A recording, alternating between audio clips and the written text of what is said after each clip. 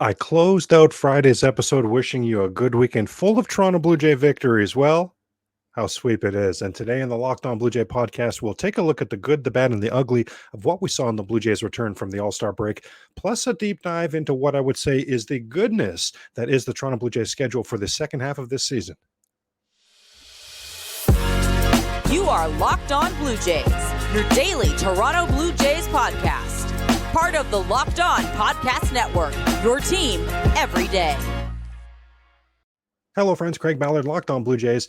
Yes, indeed. Been Locked On Blue Jays ever since I can remember in my life. Toronto Blue Jay baseball, a big deal for me. It's a big deal for my family as well. I certainly thank you for spending part of your day talking Toronto Blue Jay baseball with me. The Locked On Blue Jay podcast, the only Toronto Blue Jay daily podcast, and of course, part of the Locked On Podcast Network, your team every day. Reminder that all the Blue Jay games this season are available for you on SiriusXM. And if you're taking in today's episode on the Locked On Blue Jay YouTube page, hello and thank you for that. And to the everydayers making the Locked On Blue Jay podcast your first podcast listen every day, hello and thank you as well.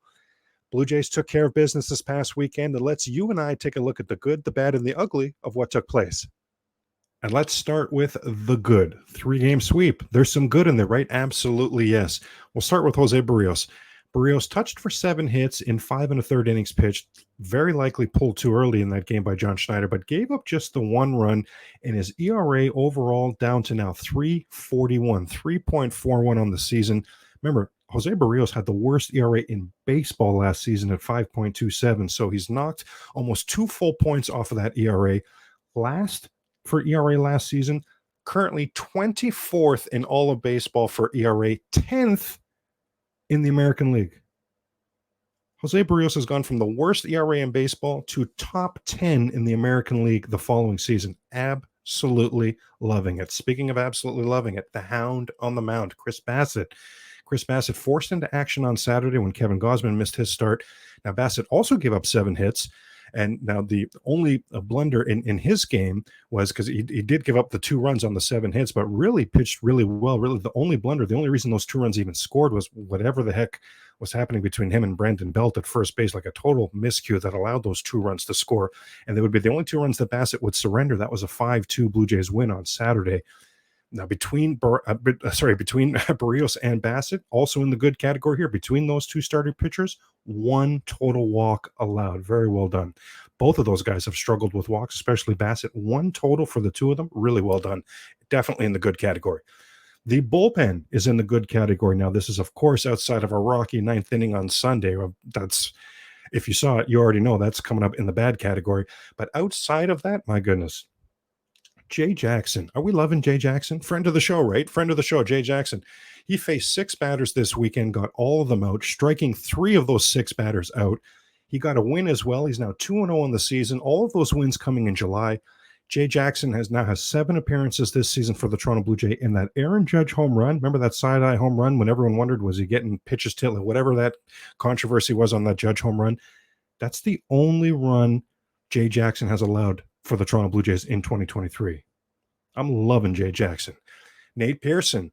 Everydayers will know that we've looked at Nate Pearson on back-to-back games. When he pitches back-to-back games, that second game, he's been rocked pretty much every single time. Outside of that, when he gets a game off, in between games, he's been cash money for the Toronto Blue Jays. Well, he pitched back-to-back games this weekend and didn't do badly at all. Didn't allow any runs in either one of the starts. Each start had a walk and a strikeout in there, but ultimately didn't allow any runs. That's the goal, right? So I liked what we saw from Nate Pearson this weekend. And I have to shout out under the good category what we saw this weekend and what we've seen lately from Jimmy Garcia. I felt like Jimmy Garcia was falling out of favor with John Schneider in this bullpen, especially in high leverage situations. But my gosh, you look at today's July 17th. So it was 1 month ago today. It was June 17th. 1 month ago today, Jimmy Garcia. I keep calling him Jimmy. I know it's Jimmy, right? Jimmy Garcia. That's gone back and forth.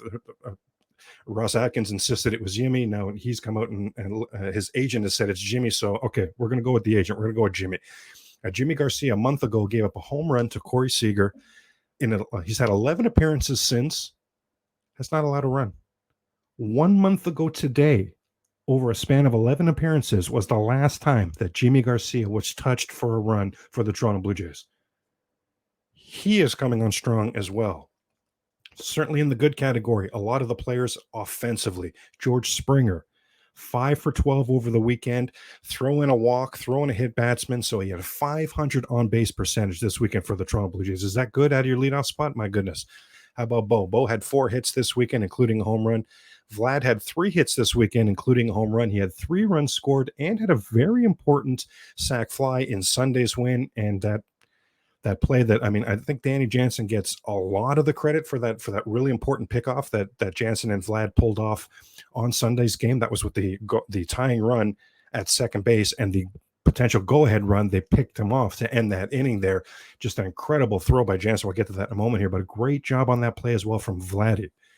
Matt Chapman. Man, would we like to see Matt Chapman get back to being hot. Now, he had an 0 for on Sunday, but for the series, he was 4 for 11 with 2 doubles. And the only reason it wasn't 3 doubles, and the only reason he had the 0 for on Sunday is because Arizona played some defense against him on Sunday. In particular, you remember his first at-bat, Lourdes absolutely robbed him of not just a double, of an RBI double. I mean, that could have had the Blue Jays in flight. Shout out to Jerry Howard. That's what he would say in that scenario. But yeah, the only thing that kept Matt Chapman away from 5 hits and 3 doubles this weekend was the Arizona defense. So my goodness, can we say Matt Chapman is back? Because I'm saying Vladimir Guerrero Jr. is back. Can we say Chapman's back? That would be massive. Brandon Belt only played 2 of the 3 games, but 3 for 6 with 2 walks. Brandon Belt doing what Brandon Belt does. When he played, he got on base. Whit Merrifield, wow, did he have a weekend coming off that all-star break for an all-star appearance, right, for Whit Merrifield. He was 5 for 11 on the series in total. We saw 2 hit Whit on Friday. We saw 2 hit Whit on Saturday. We saw 2 run Whit on Sunday, and his on-base percentage for the series, 500. Wow, firmly in the good category. Also in the good category, some good defense, but the 3 for 6 with a walk as well for Kevin Kiermaier. Good to see him back doing well. Danny Jansen had some hits this weekend. He also caught 2 good games, called 2 good games, plus played incredible defense. Again, that Sunday pickoff with 2 on and 2 out to protect that 1-run lead, absolutely massive. Absolutely massive. Arizona challenged it. You could see the guy was out, but it would have taken the most perfect throw possible. Danny Jansen couldn't have walked the ball to Vlad any better than that throw was. So Arizona sitting there saying, man, it would have taken an absolutely breathtaking throw to get this guy out. It does look like he's out, but we might as well challenge. We might as well try to, like, was it a perfect throw? Well, replay confirms, yeah, it was a perfect throw. It was absolutely incredible. We saw good defense this weekend as well from Dalton Varsho. Again, talked about earlier about Kevin Kiermaier. Good. So I should say as per usual, right? As per usual this weekend, we saw good defense from Dalton Varsho. As per usual this weekend, we saw good defense from Kevin Kiermaier. Matt Chapman. Again, really good offensively this weekend from Chapman, but so steady and so solid and so good defensively this weekend, Matt Chapman was. And how about that play Tim Meza made on that Sunday? Absolute gem. Corbin Carroll, left-handed stud batter for the Arizona Diamondbacks, trying to pull a Dalton Varsho as a left-handed batter with that pull bunt to get on base, and does a great job too. I mean, he really bunted that thing really well. As it was happening, as it's going live, I'm sitting there saying there's no possible way. I didn't even think Tim Meza could get to the ball, let alone be able to make a play. All of a sudden, not only does he get to the ball, but then he flicks the ball to Vlad from his glove, and flicks it to Vlad for the out and a bang play at first base. It was a gorgeous play. You know, I know the Blue Jays would go on to blow the game open a little bit late on Sunday, but man, it was nip and tuck for most of the game. So a lot of these defensive plays we're talking about came in really key moments on Sunday that helped lead to the sweep for the Blue Jays. Coming up on Locked On Blue Jay podcast, we get into the bad and the ugly from this past weekend. And the Jays are off today, but if they were playing, of course, you could catch them on Sirius XM. Now, I wanted to mention a fun and exciting new sponsor we have here, Sleeper. Sleeper is a fantasy sports plus real money gaming app focusing on bringing people together through sports and gaming. Sleeper has become the fastest organically growing fantasy platform in the world, over 5 million active users last year alone, while earning some of the highest levels of engagement per user in the industry. At Sleeper, it's not just about sports, it's about building personal connections and lasting memories. Want to win up to 100 times your money with daily fantasy? Well, Sleeper now offering up to 100-time payout for up to 8 pick contests. So you choose as many as 8 players that you like, and then you pick more or less of your favorite baseball player stats, things like home runs, strikeouts, hits, and more. Get the picks right, you could win big.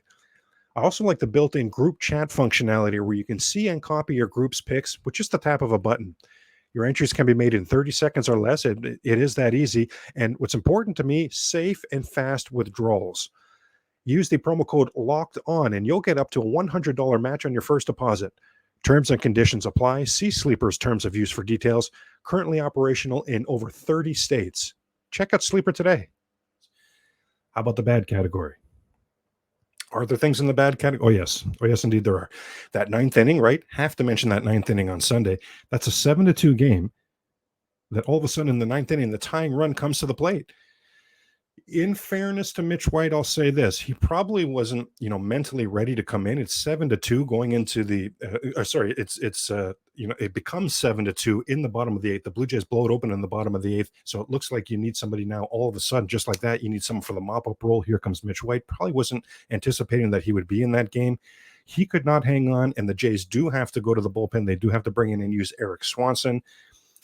There's a day off, today, right on the Monday, but it's still not ideal to have to use Swanson when you hoped, you had a big lead and hoped you wouldn't have to use Swanson, especially because you need Swanson to step in right now, depending how long Jordan Romano is going to be out. So that wasn't great. That goes in the bad category for sure. Now, I praised the bullpen earlier in the good category, but I've got Trevor Richards in the bad category. Now, he didn't, blow up or things along those lines, but would we agree Trevor Richards this weekend, he pitched a couple games and man, he wasn't as sharp as he's been. That's what I would say about Trevor Richards. That's why I have him in the bad category. He just wasn't as sharp as he has been. Also in the bad category, and this is certainly no fault of the Toronto Blue Jays, but it has to be mentioned. The Toronto Blue Jays sweep the weekend series. They gain 1 game on the Tampa Bay Rays, and they gain 0 games on the Baltimore Orioles. Baltimore Orioles, by the way, have won, I think that's 8 in a row now. They're 1 game behind the Tampa Bay Rays. Holy moly. The whole trajectory of the second half is starting to really get wonky in the American League East because the entire first half, everybody was trying to plot and figure out how they're going to catch the Tampa Bay Rays. Well, are things going to change, at some point in the second half of the season where people need to start plotting and figuring out how they're going to catch the Baltimore Orioles? Really incredible. The little things that John Schneider keeps vowing that he's going to improve on this team. Well, the little things were bad again this weekend. Base running blunders continued. Defensive miscues continued. Defensive mental lapse continued. Yeah, the little things that John Schneider keeps insisting he's going to improve for the Toronto Blue Jays team, we are still left waiting for those improvements to be on display. Lourdes Gurriel Jr. and Gabriel Moreno, they each had a great series. I put that in the bad category because it further amplifies the whole comparison between them and Dalton Varsho, because Dalton Varsho was terrible this weekend. He was 2 for 8. And unfortunately, we've got more on Dalton Varsho coming in the ugly category. But yeah, he was 2 for 8 this weekend. Again, now Varsho was in the good category for his defense, right? It's always going to be his calling card, right? But you're going to see in the ugly category that his bat, it has been atrocious and it needs to be significantly better. And finally, in the bad category, not a great series for dings, like getting dinged up, right? Springer got hit by a pitch. I felt like Vlad fouled a bunch that somehow just barely missed his shin guard. I felt like Vlad was fouling it off his shin bone quite a few times this weekend. And of course, and this had nothing to do with the weekend, but still, it's got to go in the bad category. Gausman and Romano, you're counting on Gausman for a Saturday start, and you're counting on Romano to be available. So I know it had nothing to do with this weekend's events, but still, it's in the bad category when you're looking for Gausman, he's not available. You're looking for Romano, he's not available. And now let's look at the ugly category, looking at the good, bad, and ugly from what we saw this weekend from the Toronto Blue Jays. It was a 3-game sweep, but there was some bad and there was some ugly. Yusei Kikuchi on Sunday did not make it out of the 5th inning. Kikuchi came into Sunday's start having allowed just 8 walks over his last 7 starts, but walked 3 on Sunday. Kikuchi last season hit 9 batters. This season, he had only hit 1 batter. On Sunday, he hit 2 batters alone. Oh, my goodness. Add on to that, Kikuchi had a throwing error that led to a run. That's ugly. Add on to that, Kikuchi had a wild pitch that allowed another run to score. That's ugly. And overall, bigger picture-wise, boy, Hyunjin Ryu, we may be looking forward to you coming back here because, and everydayers will know we've talked about this about Kikuchi before. It's the reason I'm not a Kikuchi fan. It's the reason I'm not a Kikuchi believer. I've seen him have a great first half before. That 2021 first half he had was excellent. And then in the second half, 2021, he was the second worst pitcher in the game, the second worst pitcher in baseball. He was atrocious. So he usually is really bad, but even the one season that he had some good moments, the second half of the season, he was awful. So I'm starting to get a little concerned about Kikuchi because this is now 3 starts in July for Yusei Kikuchi. He's totaled 14 innings pitched, 17 hits in those 14 innings, 10 runs allowed, 10 earned runs, 11 runs, but 10 earned runs in those 14 July innings so far. So Kikuchi in July has an ERA of 6.43. UGLY. Dalton Varsho. Boy, oh boy. Again, I mentioned the 2 for 8 in the series. That's bad. So why is he in the ugly category? Well, that 2 for 8 puts him at 167 at Rogers Center this season. I'm sorry to do this to you, but I have to repeat that. It's so incredible it has to be repeated. Dalton Varsho in front of the home crowd this season is hitting 167. I am literally submitting to you that you or I could do better than that, and I'm not even playing. Like, that is just such a putrid number. Remember, for most of the season, the conversation as far as the Blue Jays at home was concerned was, hey, where's Vlad? Where's Vlad's power? Where's Vlad's home run production? Remember, for the longest time, Vlad didn't have any home runs at Rogers Center. But about 2 weeks ago now, got a couple in that Oakland series. Well, Vlad, remember, the conversation all season long was, where's Vlad's home runs at home? Well, Vlad now has 4 home runs at home. He's passed Dalton Varsho. Dalton Varsho's at 3. Dalton Varsho hitting 167 at home with 3 home runs. UGLY. Alejandro Kirk. We all love Alejandro Kirk, right? What's not to love? Well, these days, the what's not to love is his offense. My goodness, Kirk over the weekend was 1 for 7. Since last season's All-Star break, Alejandro Kirk is 98 for 411. That's a 238 batting average.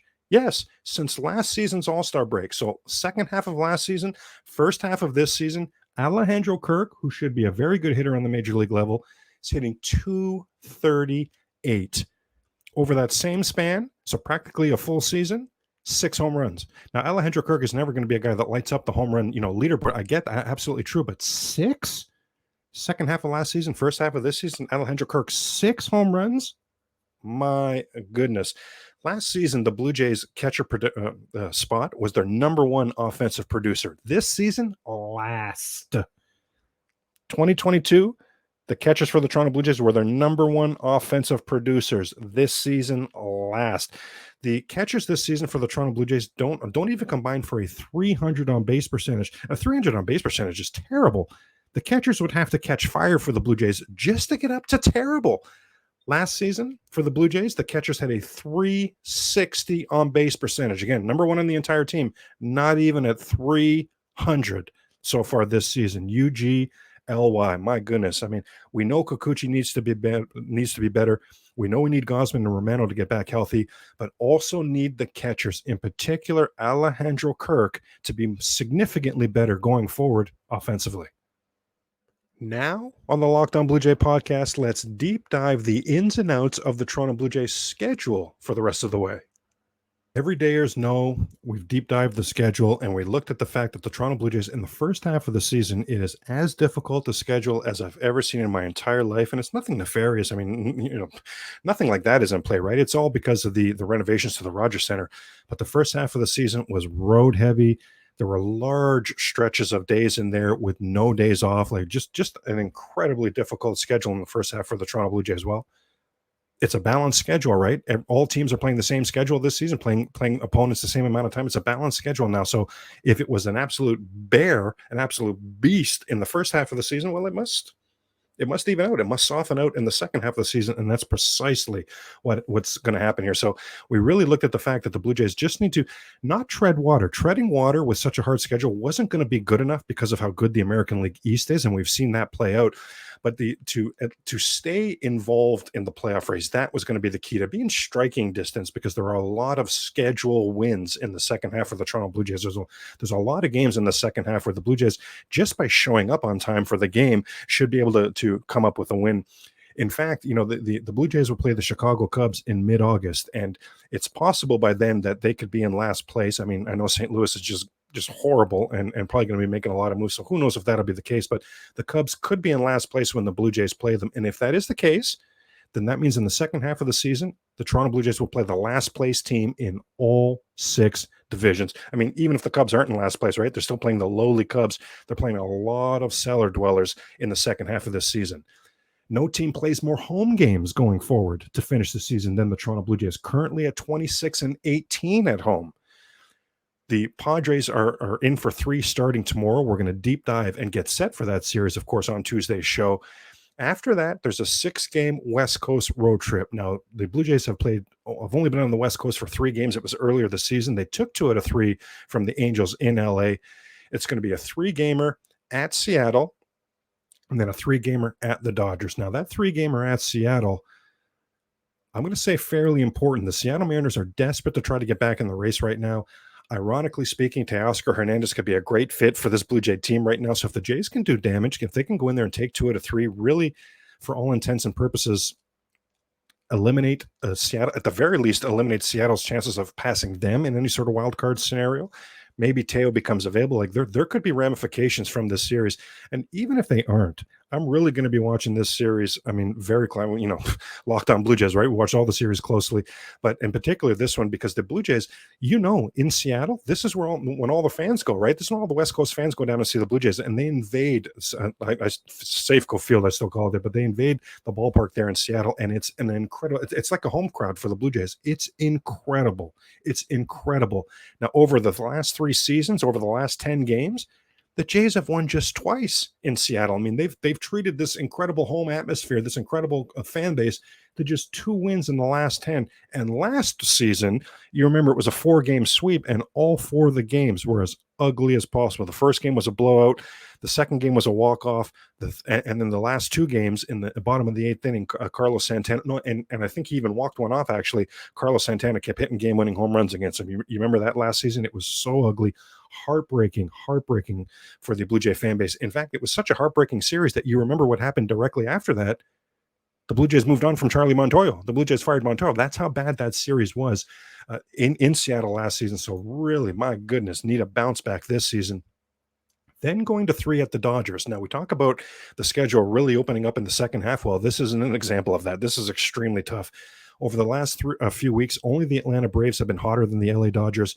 Dodgers are on a 7-2 run at home. Now, here's some good news for the Blue Jays.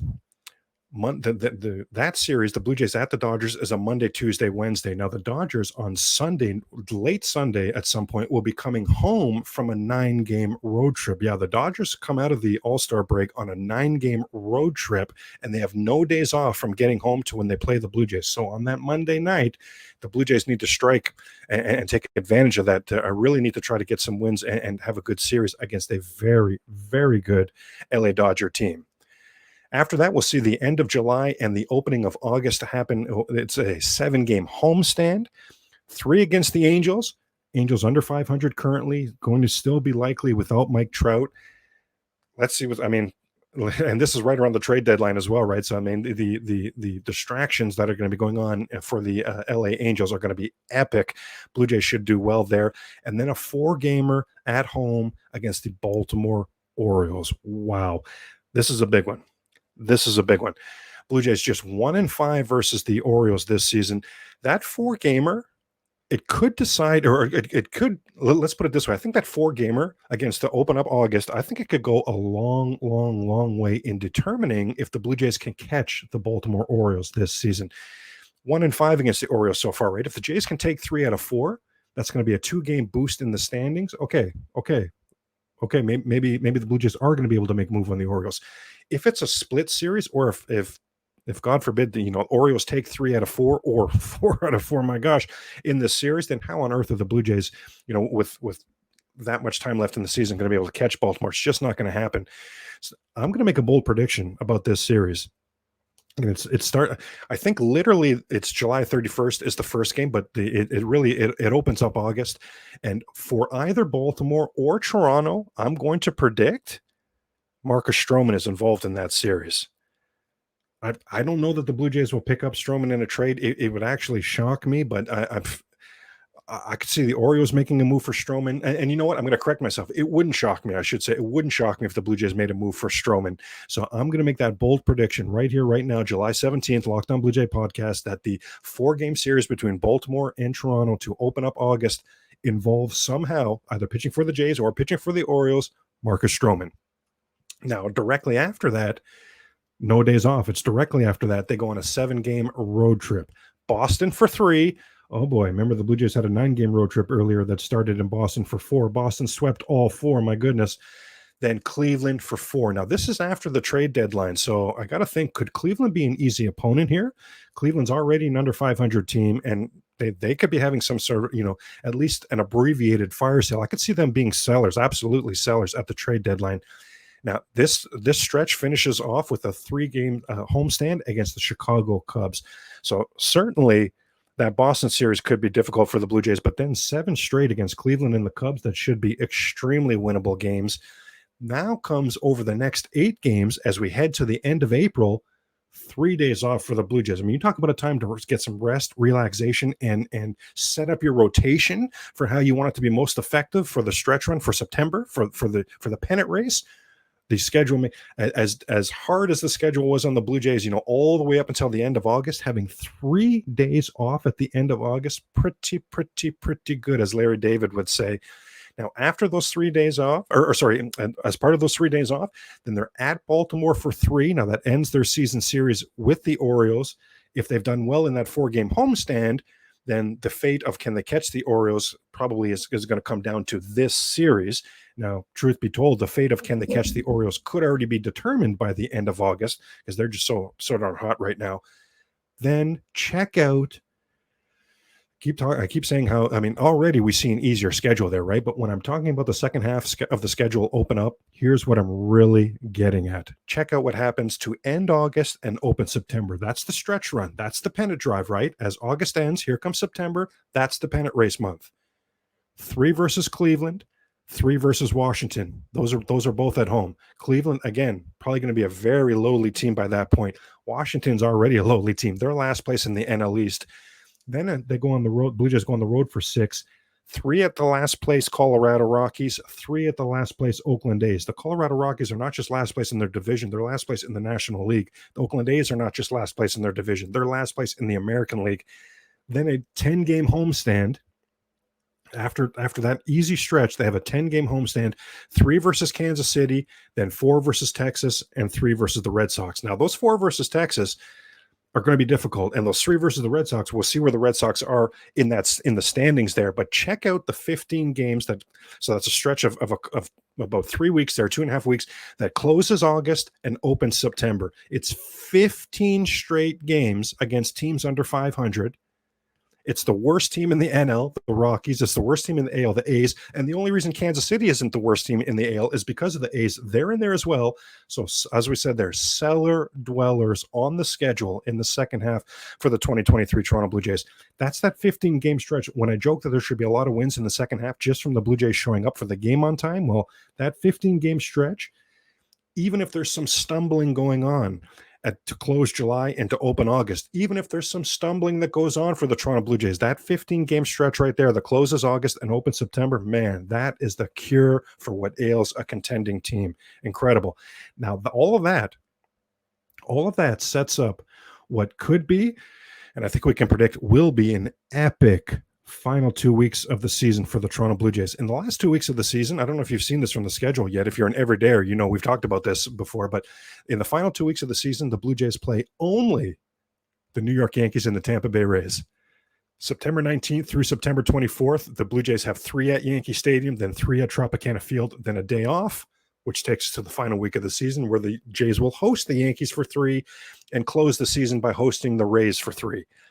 As it stands currently, the Yankees are in last place, so they could be playing prospects by then. If I had to predict, I would say the Yankees will be in the mix, in fact, for those last 2 weeks. But again, we are currently living in a world where the Yankees have injuries are in last place. So even that potentially epic last 2 weeks of the season, hopefully the schedule works out where it's I was going to say not a rested Yankees team, but a Yankee team that is still injured. I know that's hard to cheer for, but it is playing their prospects in that because they're out of the race. Fingers crossed on that. And as we lay out the schedule in the second half, you see, again, I say, so many schedule win opportunities, yes, but ultimately, big picture wise, that's the schedule itself. But I mean, what has to happen? What has to happen for the 2023 Toronto Blue Jays in the second half of the season? They've got to be significantly better against the American League East foes. They've got 25 games left against American League East foes. They've played 27 already. In those first 27 games against the AL East, the Jays have but 7 wins. And remember, of course, that started with breaking Tampa Bay's winning streak, right? Taking 2 out of 3 from Tampa and taking 2 out of 3 from the Yankees. That's how the schedule for the AL East schedule for the Blue Jays started this season. So let's do some quick math there. That's 4-2. So they are 3-8. Oh my God. So in the last 21 games against the American League East, last 21 games against division foes, Blue Jays have 3 wins. If I can go ahead and state the obvious here, not going to cut it. That's a wrap for Monday's episode. Tune in tomorrow as we get set for the San Diego Padres series plus Trivia Tuesday. Have a great Monday and go Jays go.